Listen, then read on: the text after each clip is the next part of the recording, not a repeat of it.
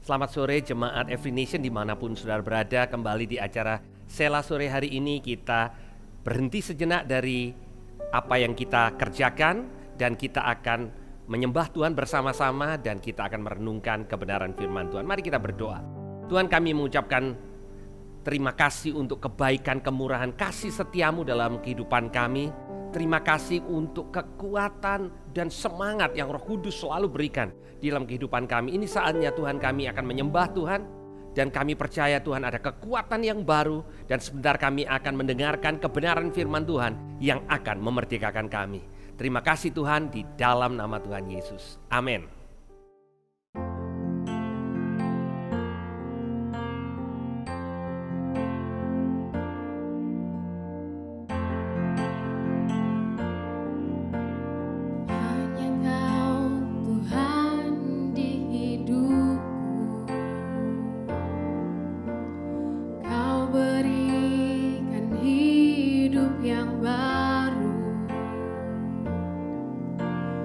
Darah-Mu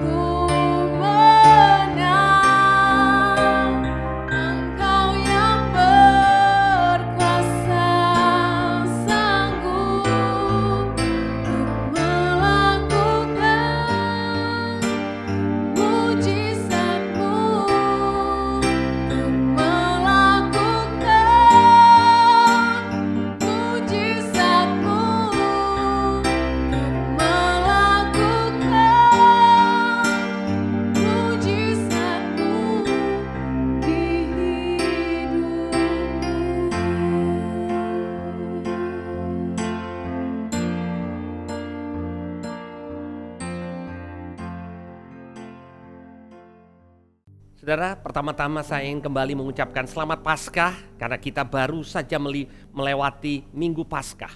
Dan hari ini renungan firman Tuhan akan saya bagikan buat setiap saudara apa yang Tuhan Yesus katakan pada waktu dia berada di atas kayu salib. Yang sering kali kita dengar, kita kenal dengan 7 perkataan Yesus di atas kayu salib. Saya akan memulai dengan perkataan yang pertama dari Lukas 23 ayat 34. Ini perkataan Tuhan Yesus yang pertama-tama pada waktu dia berada di atas kayu salib. Ya Bapa, ampunilah mereka sebab mereka tidak tahu apa yang mereka perbuat. Dan mereka membuang undi untuk membagi pakaiannya. Tahukah saudara bahwa kata-kata yang pertama ini begitu berkuasa. Bayangkan saudara, setelah mengalami ketidakadilan, setelah merasa dikhianati, Tuhan Yesus memulai karya di atas kayu salib dengan memberikan pengampunan, berdoa buat pengampunan. Dia katakan, Bapa, ampuni mereka sebab mereka tidak tahu apa yang mereka perbuat. Pengampunan Tuhan Yesus membawa kekuatan untuk dia tetap menanggung setiap penderitaannya di atas kayu salib. Dia menang di atas kayu salib karena bukan kata-kata makian yang dia keluarkan, tetapi justru kata-kata pengampunan. Dan pengampunan itu memberikan kekuatan kepada Yesus untuk menderita buat saudara dan saya dan melepaskan berkat buat saudara dan saya. Nah saudara, kata-kata yang kedua di ayat yang ke-43 dari Lukas 23 dikatakan, Aku berkata kepadamu, sesungguhnya hari ini juga engkau akan bersama-sama dengan aku di Firdaus. Kata-kata ini Tuhan Yesus sampaikan kepada salah satu daripada kriminal yang berada di kiri dan kanan Yesus. Karena salah satu dari mereka mengatakan, kalau engkau saat ini nanti kalau engkau ada di Firdaus, tolong Tuhan ingat akan aku. Dan Tuhan Yesus memberikan kata-kata dorongan, kata-kata berkat di dalam masa yang tersulit dalam hidupnya. Yang Tuhan Yesus sampaikan bukan kata-kata keluhan, tetapi kata-kata pengharapan. Saudara, di dalam kehidupan kita, pada waktu kita mengalami kesulitan, pada waktu kita mengalami himpitan, yang keluar dari kata-kata kita tidak harus kata-kata yang mengeluh. Tetapi dengan anugerah Tuhan, kita bisa menyampaikan kepada orang lain kata-kata pengharapan. Kriminal yang sudah tidak punya harapan ini tinggal menunggu mati karena konsekuensi daripada dosa, pada kesalahan. Tapi Tuhan Yesus hari itu memberikan pengharapan. Sehingga dia sekalipun di atas kayu salib sudah menunggu kematiannya, ada pengharapan untuk masa depannya. Dan kemudian Tuhan Yesus di atas kayu salib melihat dari atas kayu salib itu ibu dan murid yang satu-satunya yang masih tinggal. Yang lain murid-murid Tuhan Yesus sudah lari saudara. Di dalam keadaan dikecewakan oleh orang-orang terdekatnya.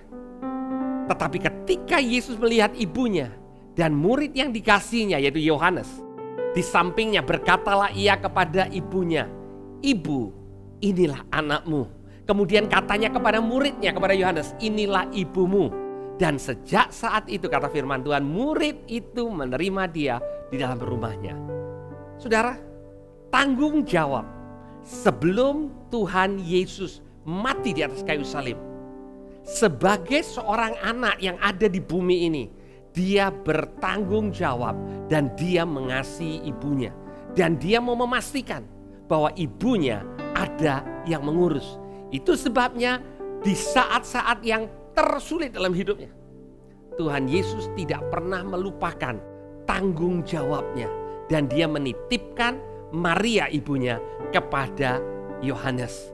Dan sejarah juga mengatakan bahwa sampai akhir hidup Maria, Yohanes memelihara Maria seperti ibunya sendiri. Dan kemudian kata-kata yang keempat di dalam Matius pasal yang ke-27 ayatnya yang ke-46 dikatakan kira-kira jam 3 berserulah Yesus dengan suara nyaring, Eli Eli lama sabachthani, artinya Allahku, Allahku, Mengapa engkau meninggalkan aku? Tahukah saudara bahwa pada jam 12 terjadi kegelapan di Golgota, di tempat Yesus disalibkan. Dan pada waktu jam 3 itu, Tuhan Yesus berseru, seruan yang mengungkapkan perasaannya sebagai anak yang ditinggalkan oleh Bapaknya. Ketika dia menanggung semua dosa, pelanggaran saudara dan saya yang ditimpakan kepadanya, di mana Bapaknya harus berpaling dari Yesus. Dan untuk pertama kali di dalam kehidupannya, Yesus tidak memanggil Allah sebagai Bapa. Ini untuk pertama kalinya dia berseru, Allahku, Allahku, mengapa engkau meninggalkan aku? Karena Bapaknya berpaling dari Yesus. Karena Yesus menjadi dosa karena kita, supaya kita diterima sama seperti Yesus oleh Allah. Saudara, pada waktu Yesus naik ke atas kayu salib, dia bukan hanya mengampuni dosa kita, ya, dan itu sudah luar biasa. Kalau dosa saudara dan saya diampuni, itu sudah luar biasa. Tetapi yang dia lakukan, dia memberikan hak kepada kita sebagai anak-anak Allah. Jadi kita bukan start dari nol. Banyak orang mengatakan kekristenan membuat kita start dari nol. Itu kalau hanya pengampunan. Tetapi yang Tuhan Yesus lakukan bukan hanya memberikan kepada kita pengampunan, tetapi memberikan hak kepada kita seperti apa yang dia miliki. Hak sebagai anak-anak Allah. Kita adalah ahli waris. Kita diberikan kuasa. Kita diberikan kemampuan untuk menang di dalam kehidupan ini. Teriakan yang memilukan membuat kita bisa berteriak hari ini, berseru, ya Allah, ya Bapa. Kita bisa menyebut dia Bapa karena Tuhan sudah memberikan penghukuman murkanya atas setiap dosa umat manusia di dunia ini atas kehidupan Yesus di kayu salib. Ucapan yang kelima, di Yohanes kembali 19 ayat yang ke-28. Dikatakan sesudah itu karena Yesus tahu bahwa segala sesuatu telah selesai. Berkatalah ia supaya genap apa yang tertulis dalam kitab suci. Aku haus. Di kitab Mazmur 69, pemazmur diberikan pewahyuan tentang nubuatan mesianik. Dikatakan bahwa mereka akan memberikan aku makan racun. Dan pada waktu aku haus mereka memberikan aku minum anggur asam. Saudara, pada zaman itu Sardaru Romawi memberikan anggur asam yang diberikan campuran dengan semacam barang yang pahit untuk membuat yang kesakitan itu bisa reda sedikit kesakitannya untuk orang yang disalibkan.